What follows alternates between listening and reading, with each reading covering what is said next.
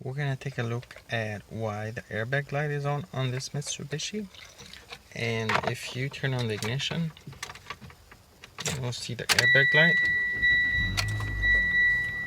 So the airbag light is right there, and that remains on even after you start the car. And that means your airbags might not deploy if you get in an accident. There's an error message right there, airbag system service required. So in order to find out why that light is on, what you'll do is you'll take your diagnostic scanner, you'll plug it underneath dashboard. There's a diagnostic port right down there, and you turn on the ignition. Do not start the car. Your scanner will turn on. Go to scan, select Mitsubishi.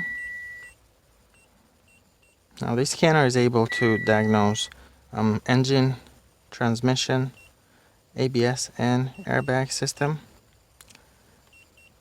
We'll go here. This is a CY.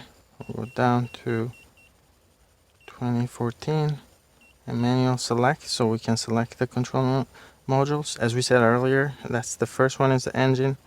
The second option is to diagnose the transmission. Next is the ABS system, but we're interested on the airbag, so we'll press OK. And here we'll be able to read the codes and clear them. So let's go ahead and read them.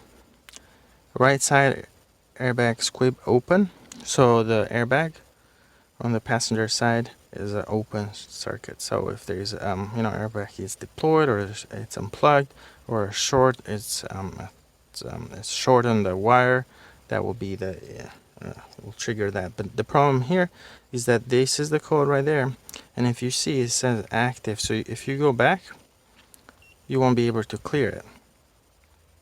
So we'll need to fix that issue, and then you'll come back here, clear. Do you want to clear it? Yes. And then I'll say, now if you don't fix the problem, you try to clear it, the airbag light will come right back on as soon as you restart the car.